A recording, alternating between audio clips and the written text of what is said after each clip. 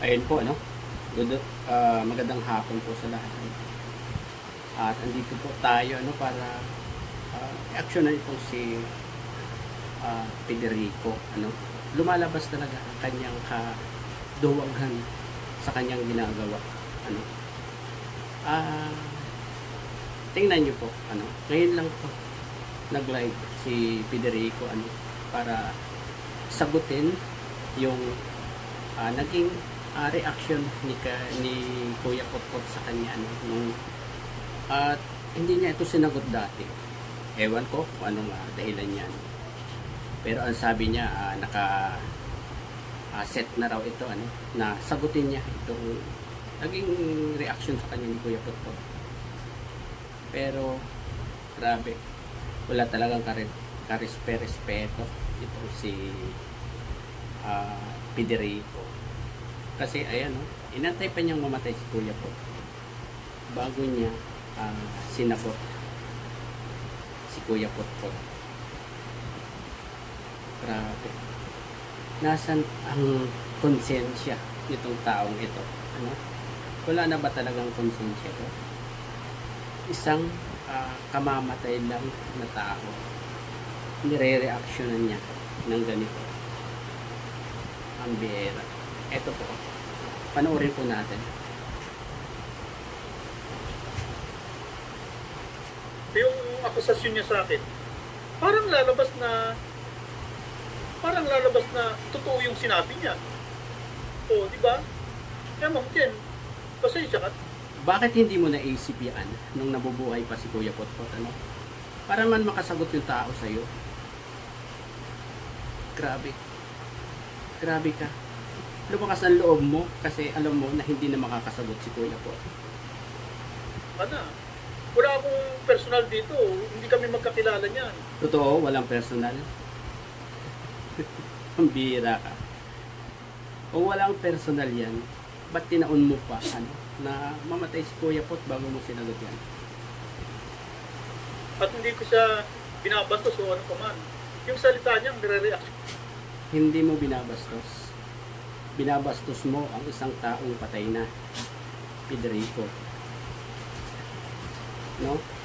Tumanda ka ng ganyan, hindi mo alam yun ang babastos o hindi. Talagang wala ka niyan.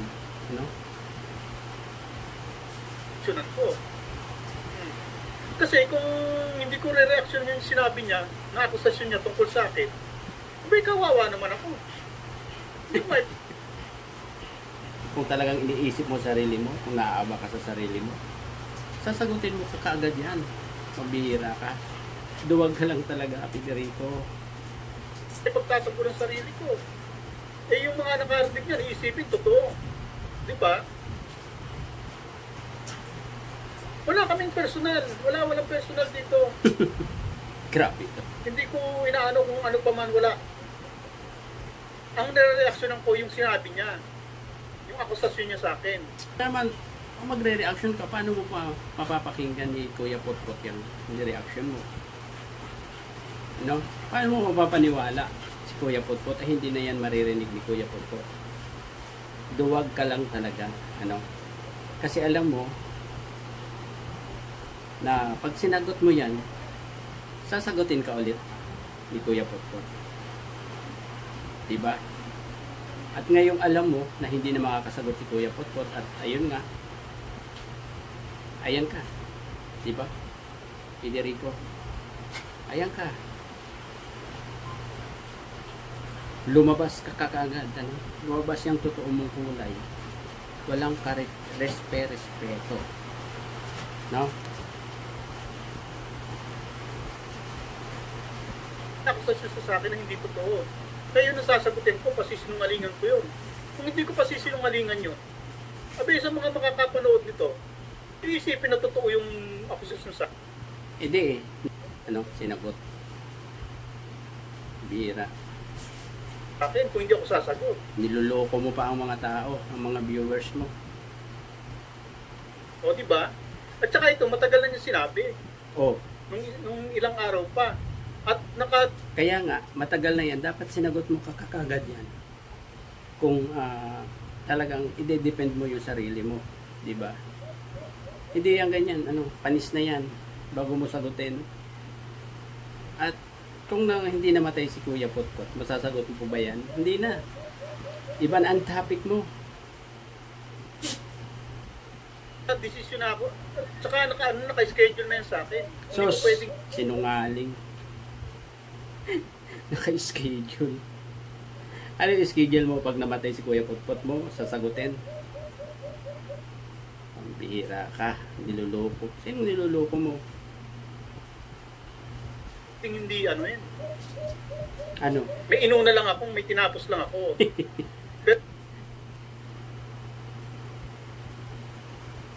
Pero yan, naka-schedule na talaga sa akin. At hindi ko na pwedeng anuin yun kasi may akusasyon siya eh. Ma'am Jen, sa isa na. Yan, taga-suporta mo pa ata naman yan, si Ma'am Jem. Diba? Sabi sa'yo, respeto na lang sa mga sa naiwan ni Kuya Putput. Huwag nang reaksyonan. Diba? Pero, anong ginawa mo? Pinahiya mo si Ma'am Jem. Ano? Grabe ka talaga.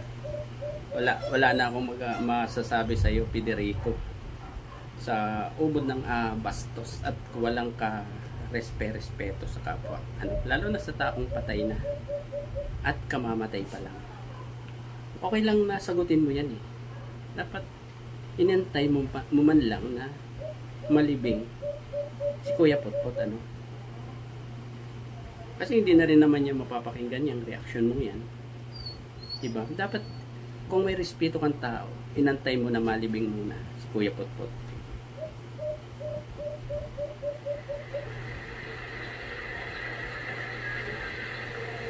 Wala kayong makukuha sa pagsasalta sa inyo ng hindi maganda sa kapwa nyo. Bakit? May sasabihin ba akong masama sa kapwa? Ano yan sinasabi mo? Maganda ba yung sinasabi mo?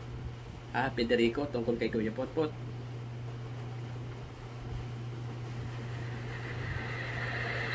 Aba, walang kinalaman dito yon. Sabi ko nga, anong pakialam ko doon?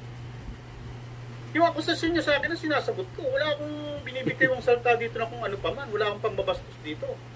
Ha? Yang ginagawa mo, Federico, pambabastos na yan. No? Kung hindi mo alam, pambabastos na yan sa isang taong na mayapa. At kagabi lang na mayapa. Nasaan ang konsensya mo, Federico? Sana hindi mangyari sa iyo yung nangyari kay Kuya Putput. Sana.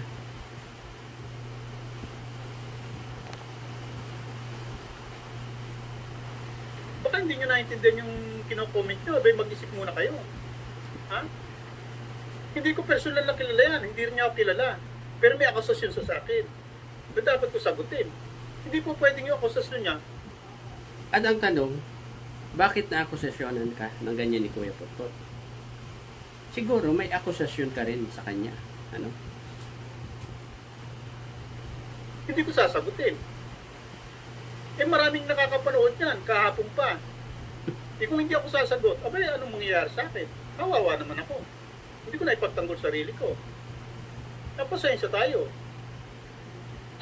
Diba?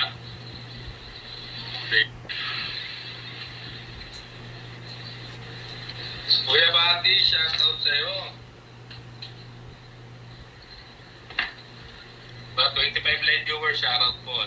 Uy, si Asa, nandito. Huwag kayo magkailan dito.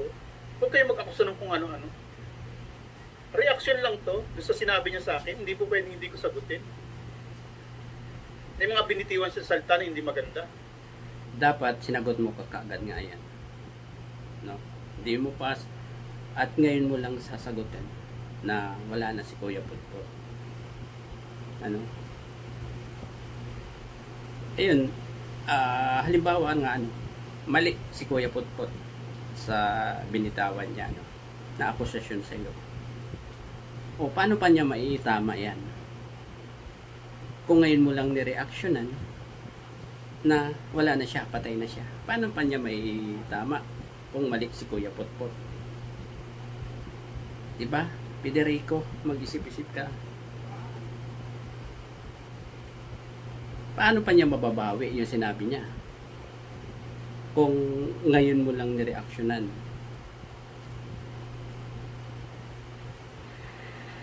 Aba, bakit wala ba akong respeto? Meron, Bakit ba wala. sinasabi ko? Wala kang respeto talaga. Nire-reaction ko ng salita niya.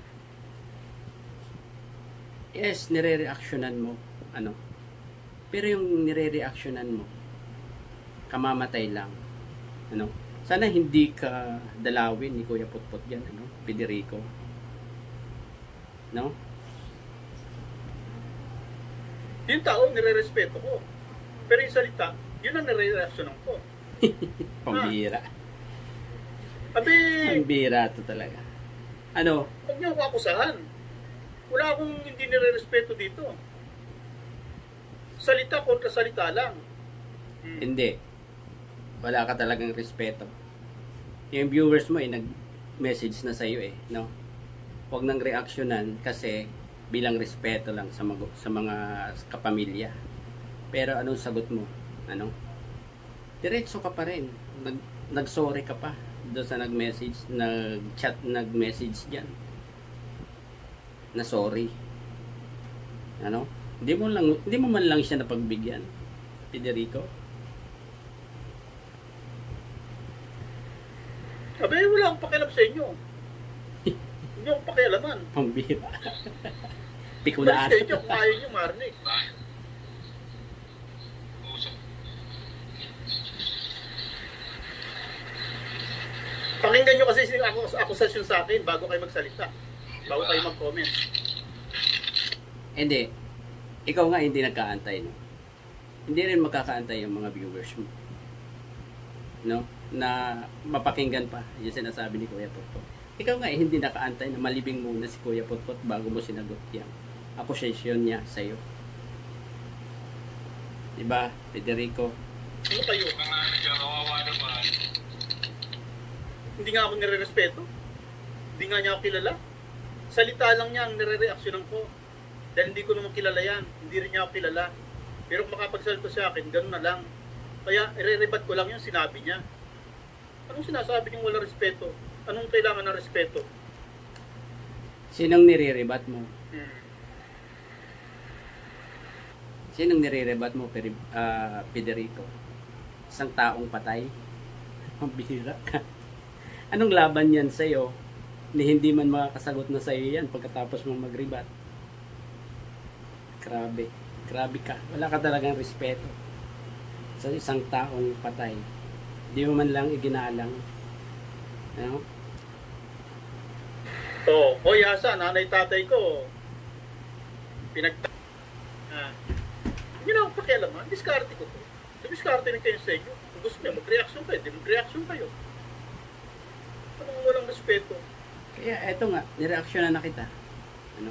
Kasi wala kang respeto sa taong patay. Ano? Kahit sana sa pamilya ni Kuya Putput, ano? Andyan yung respeto mo. Asa na respeto mo yan? Bakit sino hindi ko na-respeto? Kahit Kuya kailan, hindi Putput. ko rin walang respeto sa kapwa ko Si tao. Kuya Putput, hindi mo nirespeto. Ang nire-reaksyonan ko dito yung salita niya. Yung binitiwang salita. Oh, Ma'am Jen. Sorry Ma'am Jen, hindi ko tama pagbibigyan. Kailangan ko talaga reaksyonan ko. Kasi may mga akusasyon. Yan. Ganyan yan, ano? At kayong mga viewers, ano? Ayan. Kung simpleng hiling ni Ma'am Chen, 'di ba? Taga-suporta yan ni Federico. Ano? Hindi man lang niya napagbigyan. Bira. Bira. At yung mga nagsusuporta kay Federico, ano?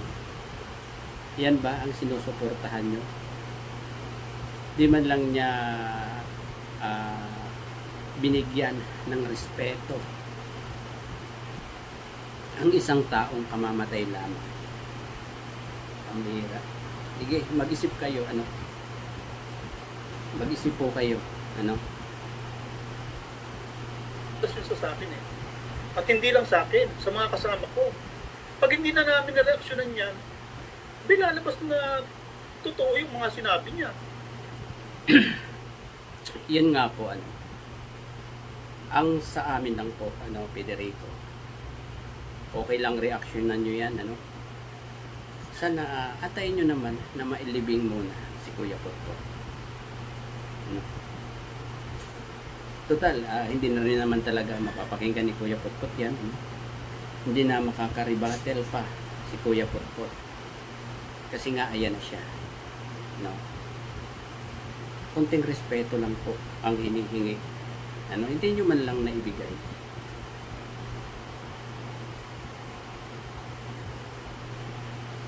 O, kawawa naman kami, hindi naman may pagtatanggol sarili namin. Bira. O, di ba, Ma'am Jen? Unawain mo ako, please. Alam nila.